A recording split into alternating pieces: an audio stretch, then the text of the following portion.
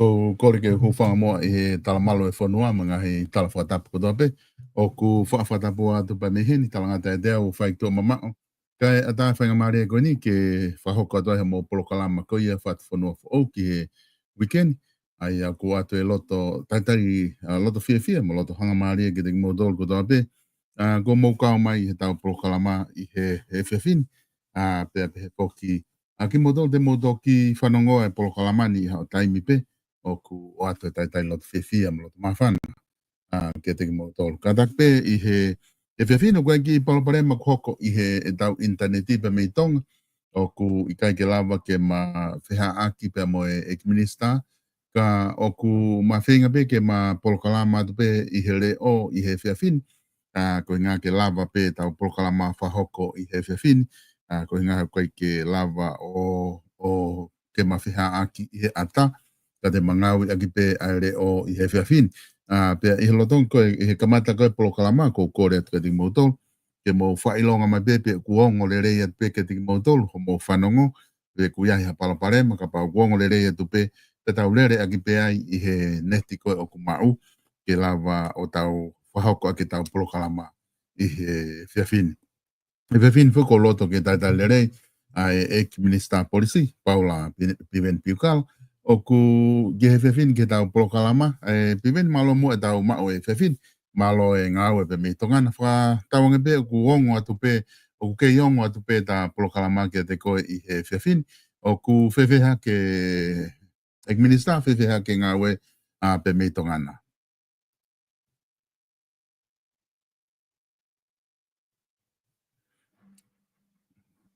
Pivene ku ke yongo atu pe ku ke miuti mai ko ho. Koe. Wala pe solo pa malo pa fa pa. Koe. Pore tai pe ki pa ka. Le talo pa pare ma pa e mau. Ya I te hatau. E ku ame. O ka yo lava lo ti atu lo te. Ala mau. Ala. Kata ki pinga di pe hena. Ala mai. Ko te taki. Ia, ko ti mahalo oku ki ongo peka ku ko ilo oku ongo ke ongo le olahi ka ku ongo ngebe ku ongo mama o bito mo motu kai o fefe ki motol kono mo whanonga mai o kulava peke ongo atu ka tiki motol ko ngā kapau kulava malava peke ongo atu ka motol patau ki lele to ai pe I he whiawhini pe kapau motu pa mo whailonga mai ko ngā na ma whitakai maua he tala noa ta koe peke mo ila moto ko hai mea kwai ke ai polokalama I he whiawhini ka mo ki whailonga mai mua mo ki tohi mai pe kapau ku mo pehe o ku ongo atu pe ka tiki motol te kondu goni koe ki ulava o ia kapau ku ongo rere atu pe pea ki motu ongo rere ni I pa motu ni piveni sai pe ka taki hoko atu pe Ko rere atu au ia ko rere ko ia ai ko apau ke whanongo rere mai ko na ko tui pe ko ongo rere pe ko na ke whanongo rere mai pe ko ia kau te hanga bengo ai whi o te wakai a ngena lava pe o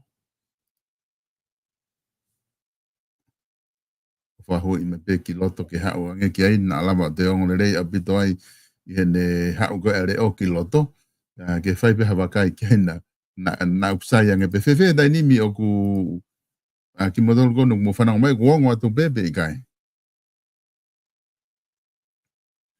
e pivenu ke ongo atu pe Io ko ngoi pe au ia ko koni ku ongo rei mai dai nimi koe koni tu koni ko tui mahalo o ku ongo rei mai dai nimi ai ne tu ko ia ke taki lere to aki he konu mahino mai ko ongo ko ia taki hape mo ko ilo ko weekend lahi weekend ke te modol I he whare area pe ko hange ko ku o whai ke whatala noa ku o lahi apito ai ngahi mea na hoko I whare area he weekend I he ngahi debate ko mo whahoko ai pe ko loto pe ke taki kamata mai pe mi whare area I he lava koe ke mo iai koe mea ulak pe foki o ko ilo ku lahi apito kakai kuna hohaa I hono launga I koe e ki no pere ka kuna o mai na tere ngahi whehu I mai ke whehu I atu ko na whema bina toke na ilo ko hae tu kunga o ku ke whewe he tunga koe ne tai nimi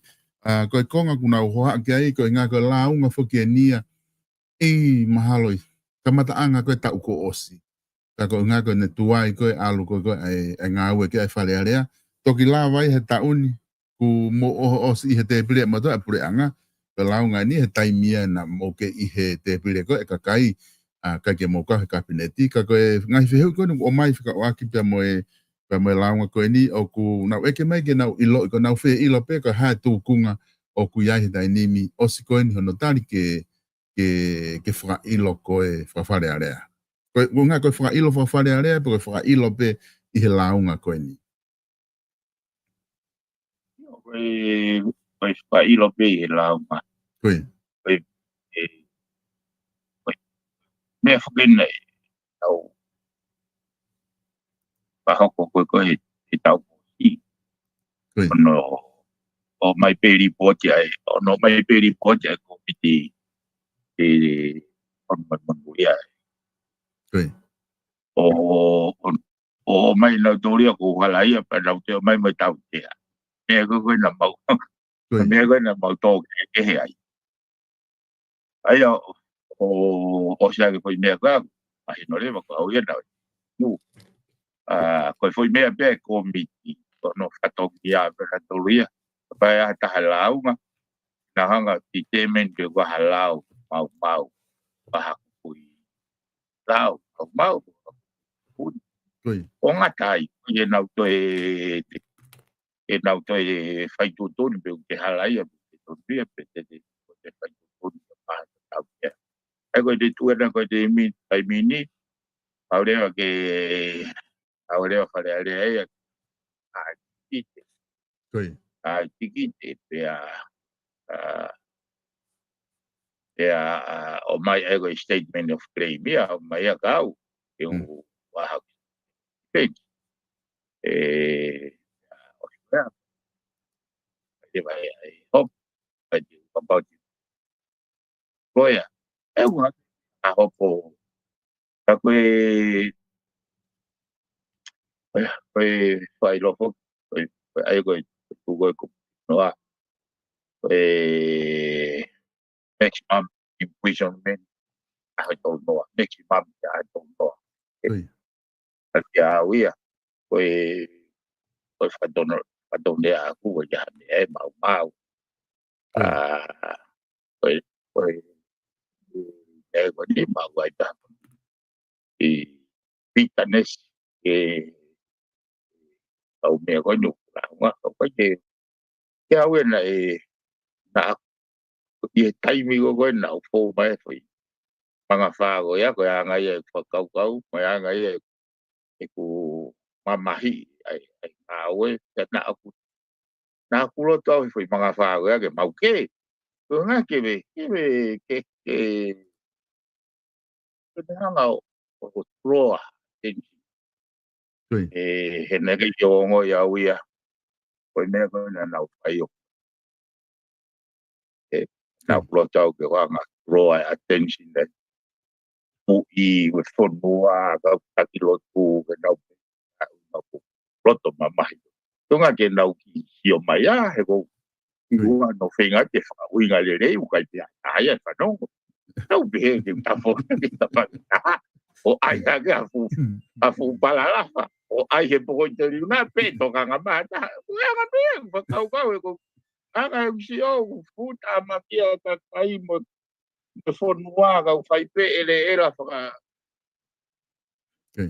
pai if there's nothing wrong anga e usi o ai ka pau tu ia o solo ka pau te ke ala tu hanga ha motua o whakamere uku i mai ha o whoa tu o pe te whai e bea tu palo lau mahari pe te ke ai ha fu para la po te liga i ha uru ki lan ko hanga ia ki o ia go ia ko ka ko lau na tau fa o kaila ngawe ke mea ngawe ko ia e fu palala fa go ia te na ia ha mafi e whanongoa te toko tēnā e hopo ia ko he kono moni e solo had it not for the interventions of His Majesty o fau danga pena te I'm very thankful of it ya ke yo on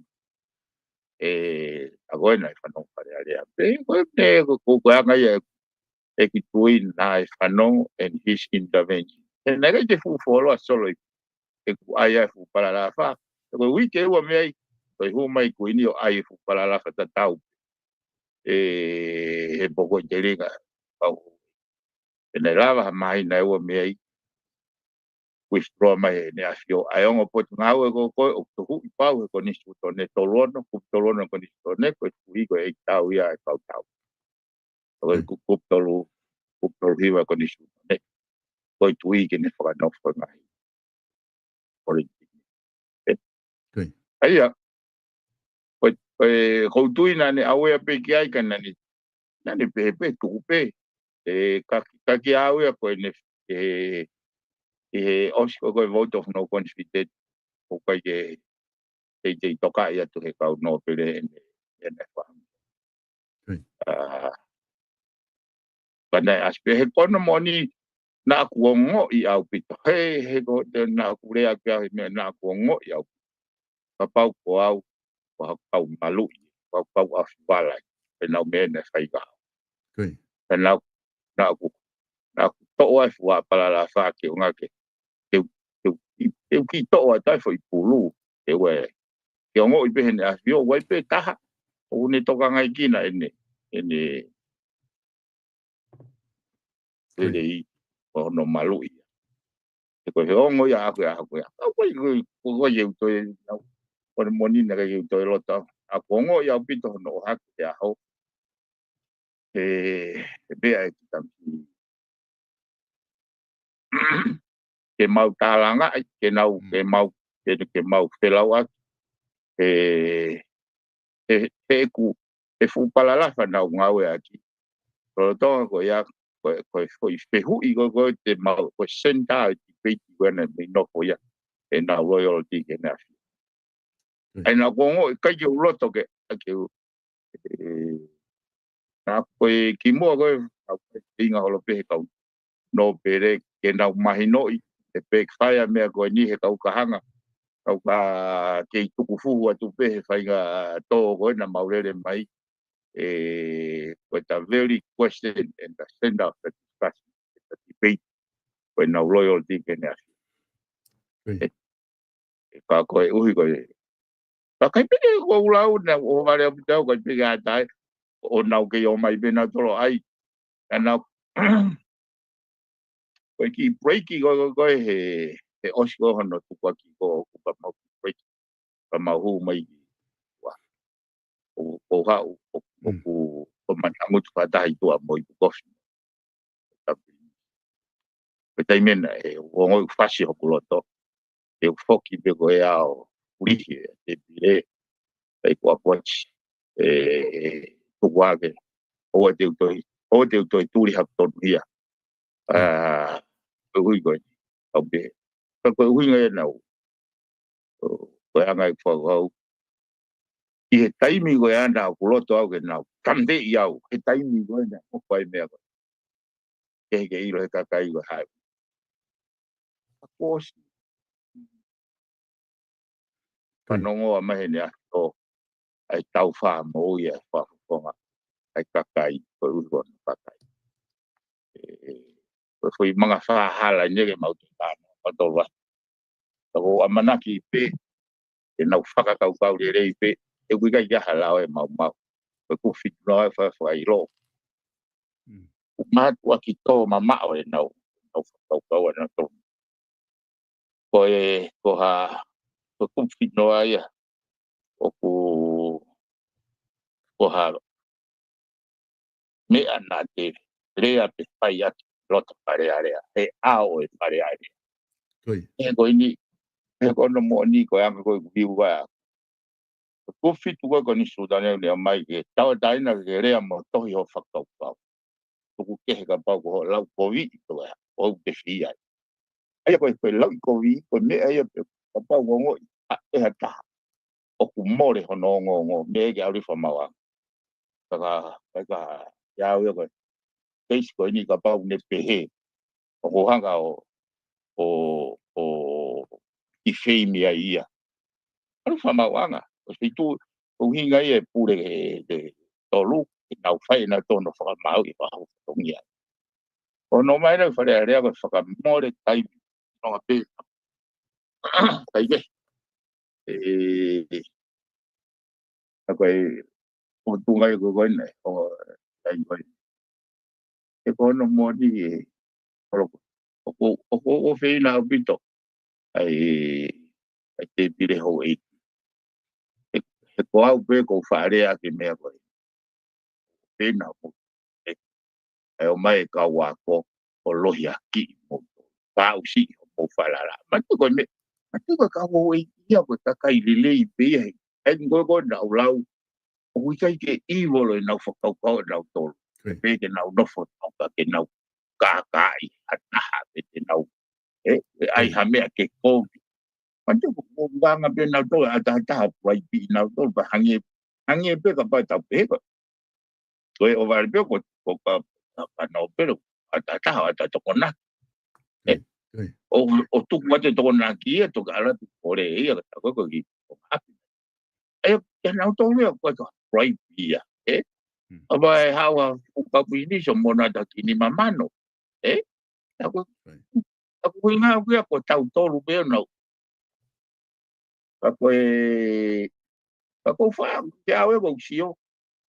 E tafele dei pia. Kau pe foku mai fui mea koe ni fo ka nau tolu. O e nau kai ke nau koe kau. Koe. E pe foku e umea koe ka ki au koe. Whai longa iau. Tau tup, tau pro. E koe whanki tifing peni. Matu e te kaure ka koe. Alu e nau la lahi pa amahi o nau mututa koe. Au pe tau koe. Ai ke koe.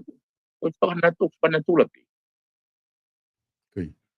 Ai o koe whamatala ko ke whai mai, ai o mahina whoku ku hange koe na ku atane nai koe mea whokine koe launga ni na e whai he konga pēa ki mua e tau ko osi. Ai koe launga e koe ni koe koe launga ni i ha mou i ha rea na ke whai ka nau tolu i whare rea koe launga i koe ia i ho o rea holo i tua whare rea koe uhinga e whi i launga koe na e whai Bueno, launga e rea nau whai ta programa, porque programa pues al ditia. Okay. Only at that point of time, I was in the fighting mood.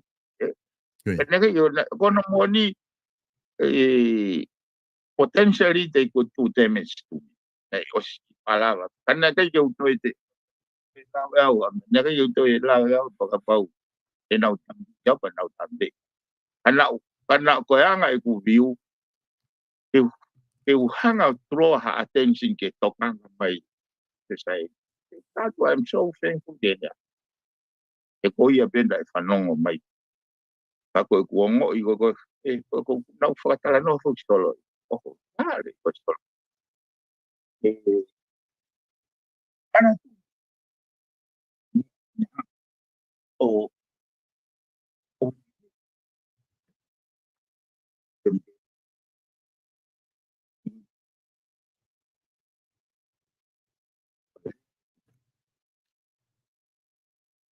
Timen ki motu mai.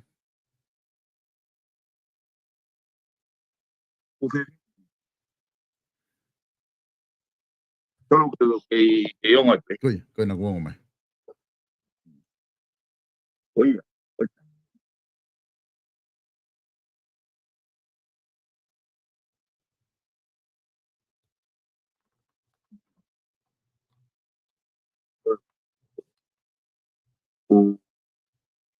O press conference. So Koe te mahalo o ki uesia he ne tia dai ni me whekonga koe ni ki whekonga pēna o tātu na motu mai o mai ki whai taimi koe ni koe ia o ku kai ke ongo mai na i ki kamata mai na e ongo le rei pē ki tala ho tā whamatala mai na ma whanongo le rei atu pē ta koe ilo mahalo koe ki drop pēne ti he ai o kuhinga e o ne ki motu mai dai ni mi ka pau ke whanongo mai pē ku Oi. Koi. O kanoa te o pehene taimini. Iyo, kon ko wongo e te taini. Oi. Ai pega te fa foki. Koi. O hina ko na o.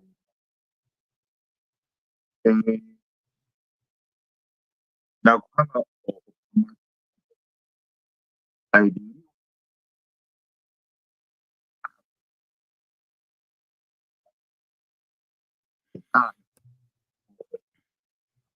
ako na ba na no no Pimene kei oku katak pimene oku kei na ki yongo pe foi kamata pe a to e moto. Ko lo be malo ku palo pare ma bito be ai interneti pe me tongana kaku sai before ku nga ta hu mai lama ke me ai be ka nga ko na fanongo pe mo e ka muy mai ki por kalamani ko nga ko palo pare mai na ki tua ia e ta kamata e proklama ko nga ka ta whinga ko ke whetau laki. Te ta tamate i ata ko nga ka lava ke ki i oange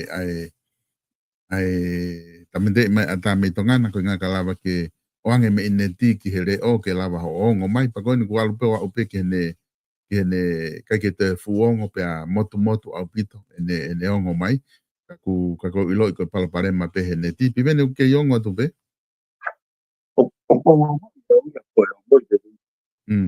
ai kako koia o ku ke ongo e ko ia ai le atu ka ko tango ke le ai ko ongo mai ko nga ia ku palaparema mai ko he taini mi i he ne ongo mai ko ki he ke ama tolu ka ku ke ene taimini iyo o ku ongo mai taini mi ongo mai taini mi ke ko le ke he ne ke ko hai ko yu ko lo na ku ke talo no mai isa ke tuku unga ke tuku ma ta me net ke ongo mai io ki hoko tu pe ko e mahalo na ki sai e ko na ki ongo mai dai ni oi ako e tu ko yes na pinga e ako ko na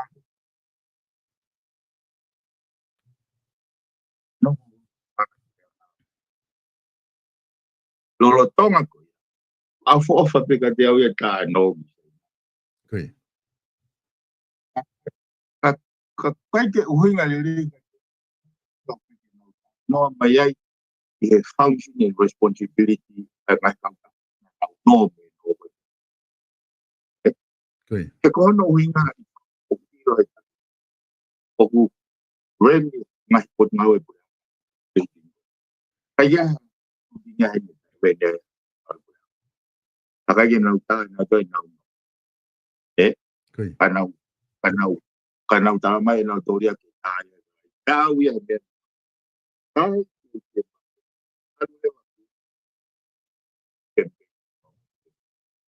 ke wa o pai ko ya au ki alu a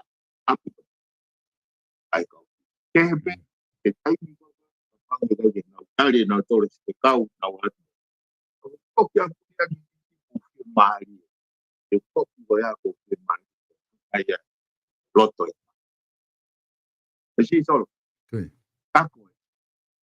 kako e ku o vale mahu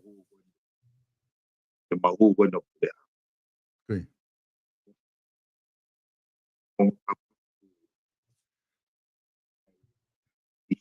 koi pure ama ai ke pare ke now right off e pesete ua nima o no e o ngota mago koi right off pesete ua nima right off e mo English ke na te pe no ha English ko palo pare mago he ko right off e now e no e ngota mago ni ga wa right off no ai right off e ko ngai ko ke na ai na to me e o mo ya pe faces pai. E fai e fai e ai tutuni ko ia. Nei kai kia. Kai kia hata ia wa. Oi.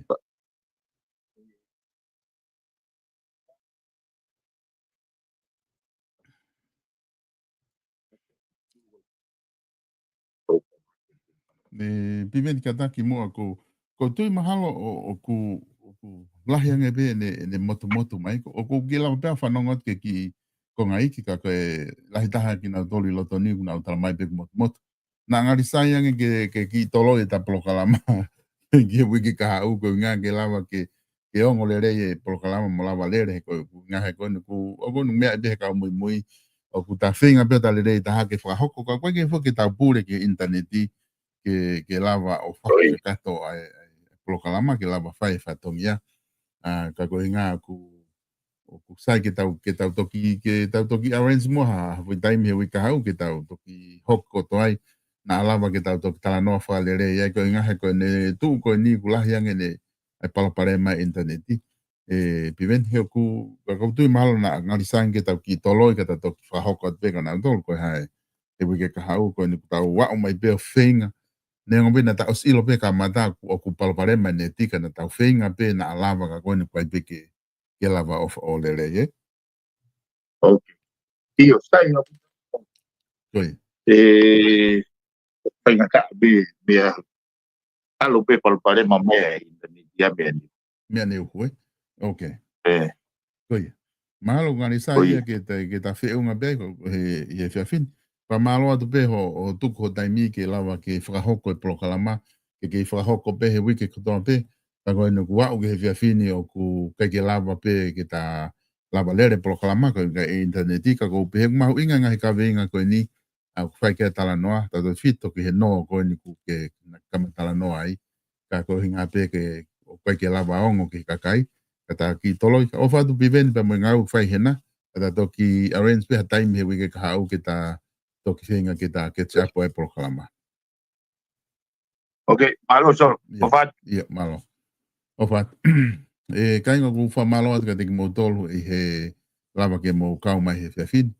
Ko ilo i pe ku mo amanaki mai ke lava e proclama pe pe mo anga ko e mabakai ko amawa o ku ma finga pe ma le taha ke lava. Ka koe palaparema ko hoko, o ku ikai koe palaparema ia i he ki maua, koe palaparema ia mei he interneti, ka koe mea koe ke tā pure ki aina e tamai be he minister, koe talo be mea neu he palaparema a interneti, pena ma pehe be e lava, ka koe ki lava, ka koe ma whamaloa, te me kore whamore more et ka tik mo tolu, mo katak whamore more ka ke lava e tau proklama e fini, koe ngā koe ki aunga ke tau lere motu ko ilo mo fe whanongo mai ki he whamatala minister, ka koe ngā koe pure interneti, tau toki whenga he wika hau, te whenga pe ke kore ki he minister ha ki whainga maari ke lawa ke ma catch up ai proklama koe ne kumore, ke tau lawa tala noa whalere iai i he wike ka hau ka mou pouria o whake mou mau ha wike en lelei, ka moa sapate lelei, la toki whelongo aki i he wike ka hau.